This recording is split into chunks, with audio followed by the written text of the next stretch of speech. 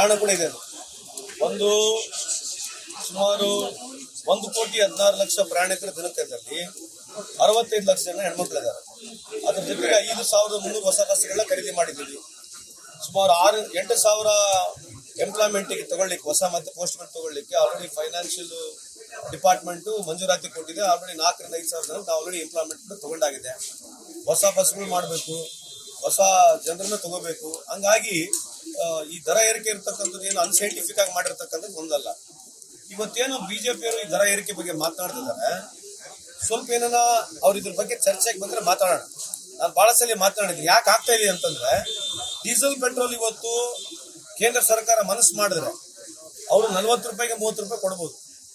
ಇವತ್ತು ಕೇಂದ್ರ ಸರ್ಕಾರ ಮನಸ್ಸು ಮಾಡಿದ್ರೆ ಡೀಸೆಲ್ ಪೆಟ್ರೋಲ್ 40 ರೂಪಾಯಿಗೆ 30 ರೂಪಾಯಿಗೆ ಕೊಡ್ತಕ್ಕಂಥ ಸಾಧ್ಯತೆ ಇದೆ. ಯಾಕೆ ಹೇಳ್ತಾ ಇದ್ದೀನಿ ನಿಮ್ಮ ಮಾತು ಅಂತಂದ್ರೆ, ನಾವು ನಮ್ಮ ಅವಧಿಯಲ್ಲಿ, ಸರ್ಕಾರದ ಅವಧಿಯಲ್ಲಿ ಮನಮೋಹನ್ ಸಿಂಗ್ ರವರು $103 ಒಂದು ಬ್ಯಾರೆಲ್ ಖರೀದಿ ಮಾಡ್ತಾ ಇದ್ರು. ಅವರು 90,000 ಕೋಟಿ ಸಬ್ಸಿಡಿ ಕೊಡ್ತಾ ಇದ್ರು. 2004 ರಿಂದ 2014 ಬಹಳ ಪ್ರಮುಖವಾದಂತ ವಿಷಯ ಇದೆ. ನಾನು ಆರೋಪ ಮಾಡ್ತಾ ಇಲ್ಲ, ಇಟ್ ಇಸ್ ವೆರಿ ಇಂಪಾರ್ಟೆಂಟ್. ಯಾಕಂದ್ರೆ ಇದು ನಮ್ಮ ದೇಶದ ಬೆನ್ನೆಲುಬು. ಯಾವಾಗ ಡೀಸೆಲ್ ಪೆಟ್ರೋಲ್ ಜಾಸ್ತಿ ಆಗುತ್ತೆ, ಎಲ್ಲಾ ವಸ್ತುಗಳು ದುಬಾರಿ ಆಗ್ಬಿಡ್ತವೆ. ಕಾಯಿಪಲ್ಯ ಮಾರೋನಿಗೆ, ರೈತನಿಗೆ ಅಲ್ಲಿ ಟ್ರಾನ್ಸ್ಪೋರ್ಟೇಷನ್ ಜಾಸ್ತಿ ಆಗುತ್ತೆ. ಸೊ ಟ್ರಾನ್ಸ್ಪೋರ್ಟೇಷನ್ ಜಾಸ್ತಿ ಆದಾಗ ಸಫರ್ ಆಗೋದು ಕಾಮನ್ ಮ್ಯಾನೆ. ಸೊ ಯಾಕೆ ಹೇಳ್ತಾ ಇದ್ದೀನಿ, ನೀನು ಎಕ್ಸ್ಪ್ಲೇನ್ ಮಾಡಿ ಹೇಳ್ತಾ ಇದ್ದೀನಿ ಅಂತಂದ್ರೆ, 2004 ರಿಂದ 2014 ಇಸ್ವಿವರೆಗೆ ನಾವು $103 ಖರೀದಿ ಮಾಡಿ ನಾವು 65 ರೂಪಾಯಿಂದ 60 ರೂಪಾಯಿಗೆ ಡೀಸೆಲ್ ಪೆಟ್ರೋಲ್ ಕೊಡ್ತಾ ಇದ್ವಿ. 55 ರಿಂದ 60 ರೂಪಾಯಿ ಡೀಸೆಲ್ ಪೆಟ್ರೋಲ್ ಕೊಡ್ತಾ ಇದ್ವಿ. ಕಾರಣ ಏನಂತಂದ್ರೆ, ಇವತ್ತೇನು ಮನಮೋಹನ್ ಸಿಂಗ್ ನಾವು ಅನಿಸ್ತಾ ಇದೀವಲ್ಲ, ಆ ಪುಣ್ಯಾತ್ಮ 90,000 ಕೋಟಿ ಸಬ್ಸಿಡಿ ಕೊಟ್ಟ. ಇವತ್ತು ಇವ್ರ ಆವರೇಜ್ ಬೈಯಿಂಗ್ ಪ್ರೈಸ್ $68 ಇದೆ. ಬಿಜೆಪಿ ಮುಖಂಡರುಗಳೇ, ಕಳೆದ 10 ವರ್ಷದಿಂದ ನಿಮ್ದು average buying price, international crude oil price is at only $65. ನೀವು ಮನಮೋಹನ್ ಸಿಂಗ್ ಅವ್ರು ಏನ್ ಸಬ್ಸಿಡಿ ಕೊಟ್ಟಿದ್ರು, ಆ ಸಬ್ಸಿಡಿ ಕೊಟ್ರೆ ಇವತ್ತು ಈ ದೇಶದಲ್ಲಿ 25 ರಿಂದ 30 ರೂಪಾಯಿಗೆ, 30 ರಿಂದ 40 ರೂಪಾಯಿ ಒಳಗೆ ಡೀಸೆಲ್ ಪೆಟ್ರೋಲ್ ಕೊಡಬಹುದು. ಸಬ್ಸಿಡಿ ಜಾಸ್ತಿ ಕೊಡ್ತಾ ಇಲ್ಲ. ಯಾಕೆ ಕೊಡ್ತಾ ಇಲ್ಲ ಅಂದ್ರೆ, ರಿಲಯನ್ಸ್ ಬಂಕ್ ಉಳಿಬೇಕು. ಇವತ್ತು ಸಬ್ಸಿಡಿ ಜಾಸ್ತಿ ಮಾಡಿದ್ರೆ ಕೇಂದ್ರದಲ್ಲಿ ರಿಲಯನ್ಸ್ ಬಂಕ್ ಕಾಂಪೀಟ್ ಮಾಡಕ್ ಆಗಲ್ಲ ನಮಗೆ. If increase subsidy, if Modiji increases subsidy to what level mister Manmohan Singh use to give, ಆ ಸಬ್ಸಿಡಿ ಕೊಟ್ರೆ ಇವತ್ತು ಇರ್ತಕ್ಕಂಥ ಭಾರತ ದೇಶದ ಇರ್ತಕ್ಕಂಥ ರಿಲಯನ್ಸ್ ಬಂಕ್ಗಳೆಲ್ಲ ಮುಚ್ಚೋಗ್ತವೆ. ಸಬ್ಸಿಡಿ ಜಾಸ್ತಿ ಕೊಟ್ಟ ತಕ್ಷಣ ನಮ್ಮೆಲ್ಲರಿಗೆ ಬೆಲೆ ಏರಿಕೆ ಕಮ್ಮಿ ಆಗುತ್ತೆ. ಸಿಮೆಂಟ್ ಆಗಿರ್ಲಿ, ಸ್ಟೀಲ್ ಆಗಿರ್ಲಿ, ಕಾಯಿಪಲ್ಯ ಆಗಿರ್ಲಿ, ಎಲ್ಲಾ ಟ್ರಾನ್ಸ್ಪೋರ್ಟ್ ರಿಲೇಟೆಡ್ ಎಲ್ಲ ಕಮ್ಮಿ ಆಗ್ತವೆ. ಹಂಗಾಗಿ ಬಿಜೆಪಿ ಮುಖಂಡರಿಗೆ ಹೋಗಿ ಹೇಳಕ್ ಕೇಳ್ರಿ, ಸರ್ ಕೇಂದ್ರ ಸರ್ಕಾರದಲ್ಲಿ ಮನಮೋಹನ್ ಸಿಂಗ್ ಈ ತರ ಮಾಡಿದ್ದಾರೆ, ನೀವು ಕಮ್ಮಿ ಮಾಡ್ರಿ, ನಾವು ಕಮ್ಮಿ ಮಾಡ್ತೀವಿ. ಇದು ನಮ್ದಾಯ್ತು.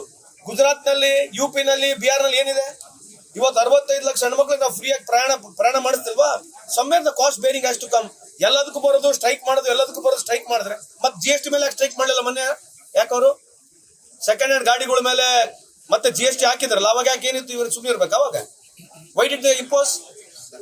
ಸೆಕೆಂಡ್ ಹ್ಯಾಂಡ್ ವೆಹಿಕಲ್ ಖರೀದಿ ಮೇಲೆ GST ಯಾಕೆ ಇಂಪೋಸ್ ಮಾಡಿದ್ರೆ? ನೀವು ಯಾರನ್ನ ಕೇಳಿದ್ರೆ ಹೋಗಿ ಅವರಿಗೆ? Did you ask them question? ಕೇಳ್ರಿ ಅವ್ರಿಗೆ, ಅವ್ರು ಯಾಕೆ ಉತ್ತರ ಕೊಡಬಾರ್ದು ಅದಕ್ಕೆ? ನಿರ್ಮಲಾ ಸೀತಾರಾಮನ್ ಅವ್ರು ಬಂದು ಹೇಳಿದ್ರಲ್ಲ, ಮೈ ಪ್ಯಾಜ್ ನೀ ಖಾತಿ ಹೂ ಮೈ ಅಂದ್ರೆ ಉಳ್ಳಾಗಡ್ಡಿ ತಿನ್ನಂಗಲ್ಲ ನೀವು ಯಾರು? ನೀವು ತಿನ್ನಂಗಿಲ್ಲ ಉಳ್ಳಾಗಡ್ಡಿ. ಈ ತರ ಯಾರನ್ನ ಮಾತಾಡ್ಬೋದು ಫೈನಾನ್ಸ್ ಮಿನಿಸ್ಟರ್? ಅದು ಪಾರ್ಲಿಮೆಂಟ್ ಅಲ್ಲಿ ಹೇಳ್ತಾರೆ, I don't come from such family where I not eat onion, ಮೈ ಪ್ಯಾಜ್ ನೀ ಖಾತಿ. ಈ ತರ ಹೇಳೋ ಆರ್ಕೆ ಉತ್ತರ ಹೇಳೋಬಿಡೋದಾ? ಏನ್ ಇವ್ರು ಏನ್ ಮಾತಾಡೋದು ನಡೀತೇನ್ರಿ? ನೋಡ್ರಿ, ಈ ದೇಶಕ್ಕೆ ಒಳ್ಳೆ ಹೊಡಿತಕ್ಕಂಥ ಕೆಲಸ ಬಿಜೆಪಿ ಮಾಡ್ತಾ ಇದೆ.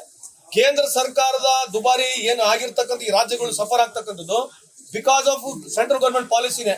ನಾಳೆ ಸಬ್ಸಿಡಿ ಜಾಸ್ತಿ ಮಾಡಿಕೊಡ್ರಿ.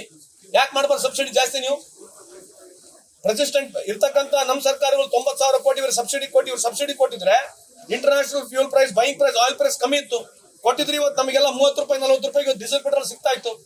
ಇದೇ ಇರತಕ್ಕಂಥ ಇಶ್ಯೂ, ಇದ್ರ ಬಗ್ಗೆ ಚರ್ಚೆ ಮಾಡಕ್ಕೆ ಕೇಳಿರ್ಬೇಕು. ಉಚಿತವಾಗಿ ಕೊಡ್ತಾರೆ, ಮತ್ತೊಂದ್ ಕಡೆ ಕಿತ್ಕೊಳಕತ್ತಾರ, ಪ್ರೈಸ್ ಹೈಕ್ ಮಾಡಿ ಅಂತ. ಏನ್ ಉಚಿತವಾಗಿ ಕೊಡ್ತೀವಿ? ಏನ್ ಪ್ರೈಸ್ ಅಪ್ಪ? ಅಂದ್ರೆ ಮಹಿಳೆಯರಿಗೆ ಫ್ರೀ ಕೊಡ್ತಾರ?